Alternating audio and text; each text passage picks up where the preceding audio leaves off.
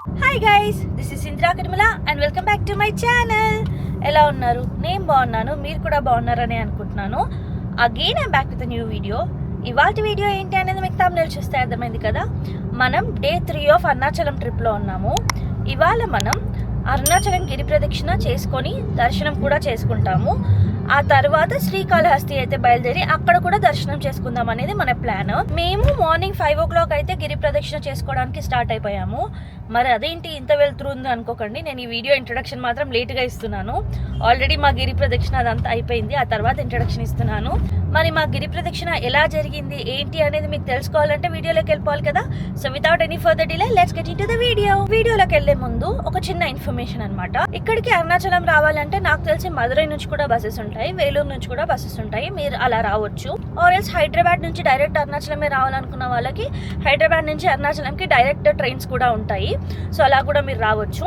అదనమాట matter. So ఇప్పుడు మనం గిరి ప్రదక్షిణ గురించి అవన్నీ మాట్లాడుకోవాలి అంటే నేను తీసిన వీడియో క్లిప్స్లోకి వెళ్ళిపోవాలి. సో అవన్నీ మెల్లిమెల్లిగా ఈ వీడియోకి ఇప్పుడు అటాచ్ చేస్తాను, చూసేయండి. ఇక్కడ చాలామంది ఈ టెంపుల్ని అరుణాచలం అనే కాకుండా తిరువన్నమలై అని పిలుస్తూ ఉంటారు.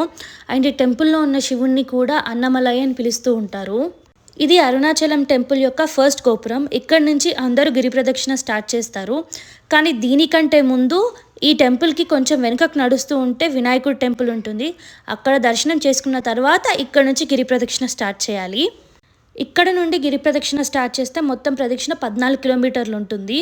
ఈ ప్రదక్షిణ చేసేటప్పుడు దారిలోనే మనకి 9 లింగాలు ఉంటాయి. వాటిని మనం ఒకదాని తర్వాత ఒకటి దర్శించుకుంటూ గిరి ప్రదక్షిణ అయితే కంప్లీట్ చేస్తాము. ఈ ప్రదక్షిణ చేసేటప్పుడు దారిలోనే మనకి రమణాశ్రమం, శేషాద్రి ఆశ్రమం అని ఇలా కొన్ని ఆశ్రమాలు ఉంటాయి.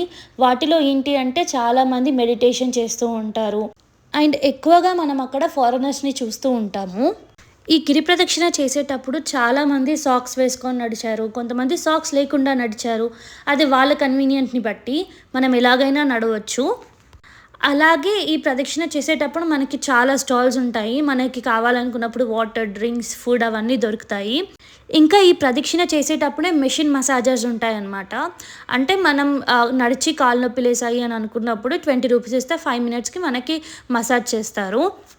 కాకపోతే ఏంటి అంటే మనం ప్రదక్షిణ కంప్లీట్ చేస్తూ టెంపుల్ దగ్గరకు వచ్చిన కొద్దీ మనకి ఈ మసాజ్ రేట్స్ పెరుగుతూ ఉన్నాయన్నమాట. ఈ వీడియోలో గిరి ప్రదక్షిణ చేసేటప్పుడు వచ్చే లింగాలు ఏంటి, వాటి ఎంట్రన్స్ ఎలా ఉంటుంది అనేది నేను మోస్ట్లీ కవర్ చేశాను. అది కాకుండా లోపల లింగం ఎలా ఉంటుంది ఏంటి అనేది నేను ఒక్క వీడియో కూడా తీయలేదు. ఈ వీడియో యొక్క ఉద్దేశం ఏంటి అంటే ఎవరైనా గిరి ప్రదక్షిణ చేస్తూ ఉంటే ఇవి ఉంటాయి దారిలో, ఈ లింగాలను మనం చూడాలి అని తెలుసుకోవాలి అని మాత్రమే ఈ వీడియో యొక్క ఉద్దేశం.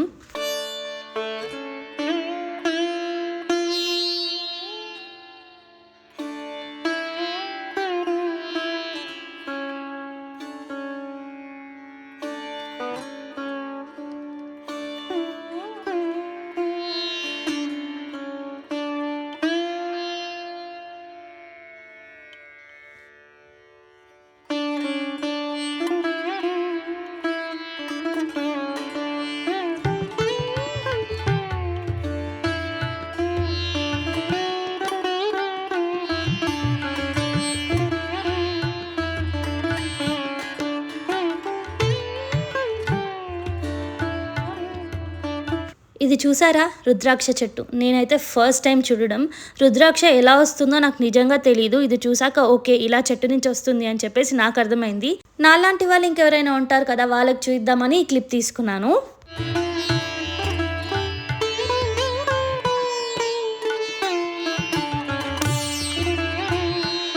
అరుణాచలం టెంపుల్లో ఆ లింగాలతో పాటు మోస్ట్ ఇంపార్టెంట్ ఏంటి అంటే ఈ మోక్ష మార్గం.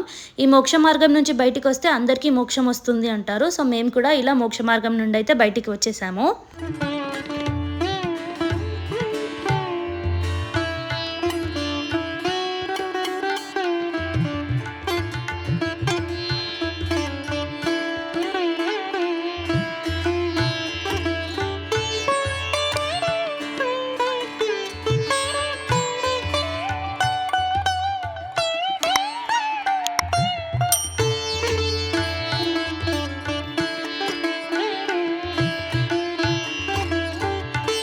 మా దర్శనం అయిపోయి కారులో రిటర్న్ అవుతుండగా కొండ మీద ఇలా చూసాము.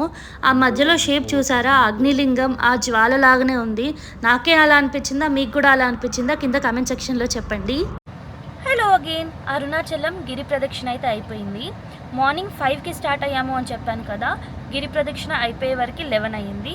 అండ్ ఆ తర్వాత దర్శనం అదంతా అయిపోయి బయటకు వచ్చేసరికి 2 అయ్యిందనమాట. అయితే ఈ గిరి ప్రదక్షిణ చేయాలి అంటే 14 కిలోమీటర్స్ తిరగాలి. కార్లో తిరిగే వాళ్ళు ఉంటారు, కాలినడకన తిరిగే వాళ్ళు ఉంటారు, ఆటోలో తిరిగే వాళ్ళు కూడా ఉంటారు. మేమైతే కాలినడకన వెళ్ళాము. అంటే నాకు ఏదో ఒక మూలన కొంచెం భయం ఉండేదన్నమాట. తిరుగుతానని నాకు తెలుసు, కాన్ఫిడెన్స్ ఉంది, బట్ ఎక్కడో ఒక దగ్గర లో అయిపోతానేమో, పడిపోతానేమో అన్నట్టు అనిపించింది. కానీ నిజం చెప్తున్నాను, కొంచెం కాళ్ళ నొప్పులు ఉన్నాయి కానీ ఫిజికల్గా మాత్రం ఇంకా యాక్టివ్గానే ఉన్నాను. అంటే మనలోకి ఆ ఎనర్జీ దేవుడే పంపిస్తాడేమో అని అనిపించింది అనమాట.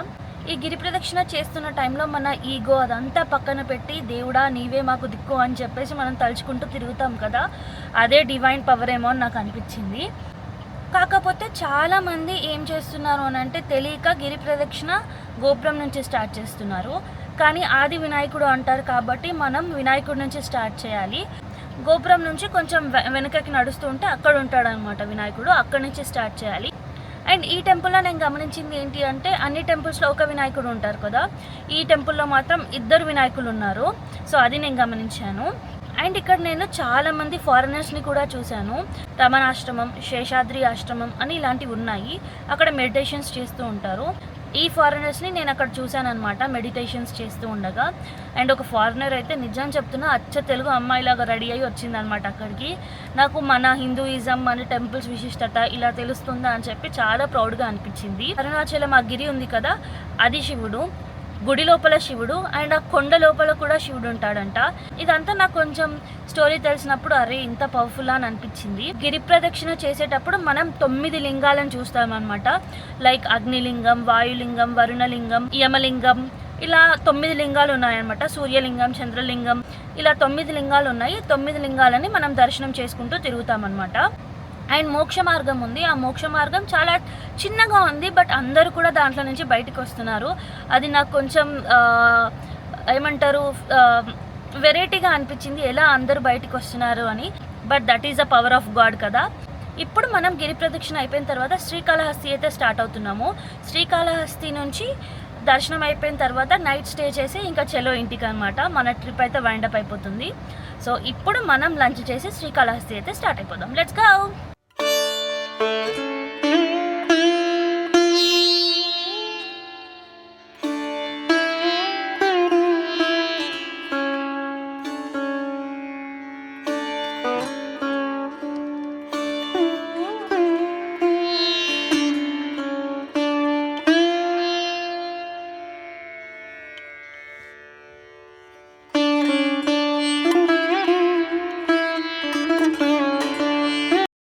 యా గైస్, శ్రీకాళహస్తి దర్శనం అయితే అయిపోయింది.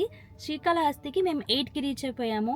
బట్ ఫ్రీ దర్శనం ఆల్మోస్ట్ ఒక హాఫ్ అన్ అవర్లో అయితే కంప్లీట్ అయిపోయింది, పెద్దగా రష్ లేకుండే.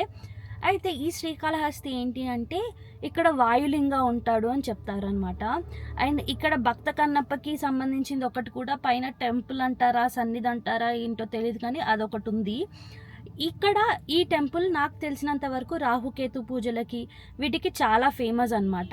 ఎవరికైనా రాహుకేతు దోషాలు ఏమైనా ఉంటే ఇక్కడ పూజలు చేస్తే పోతుంది అని బిలీవ్ చేస్తారు. ఆ పూజలు కూడా కంటిన్యూస్గా 3 days అలా చేసుకునే వాళ్ళు కూడా ఉంటారనమాట. సో ఈ టెంపుల్ అయితే నాకు తెలిసి అందుకు ఫేమస్. ఇంకా లోపలికి వెళ్ళి దర్శనం చేసుకున్న తర్వాత ఆ డివైన్ ఎనర్జీ, పాజిటివ్నెస్ అదంతా ఒక రీఫ్రెషింగ్గా ఉంది. నిజం చెప్పాలి అంటే ఈ ట్రిప్ అంతా నాకు కొంచెం రీఫ్రెషింగ్గా, పాజిటివ్గా అనిపిస్తుంది. ఈ ట్రిప్ వల్ల నాకు ఏదో తెలియని ఒక ఎనర్జీ వచ్చినట్టు నాకు అనిపిస్తుంది అనమాట. సో ఇప్పుడు ఈ శ్రీకాళహస్తి దర్శనంతో 3 days ట్రిప్ అయితే కంప్లీట్ అయిపోయింది. సో ఇంతటితో ఈ సిరీస్ని అయితే నేను ఎండ్ చేస్తున్నాను. మళ్ళీ ఇంకెప్పుడైనా మంచి ట్రావెల్ సిరీస్తో మీ ముందుకు వస్తాను.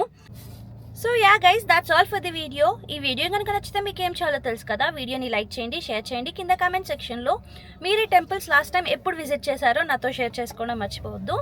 అండ్ గైస్, మీలో చాలా మంది మా వీడియోస్ చూస్తున్నారు కానీ సబ్స్క్రైబ్ చేసుకోవట్లేదు. ప్లీజ్ సబ్స్క్రైబ్ చేసుకోండి, మాకు కూడా ఎంకరేజ్మెంట్ లాగా ఉంటుంది. అలాగే పక్కన బెల్ ఐకాన్ ఉంటుంది, దాన్ని కూడా క్లిక్ చేయండి. సో దట్ నేను ఇలా వీడియో పెట్టగానే మీకు అలా నోటిఫికేషన్ వస్తుంది.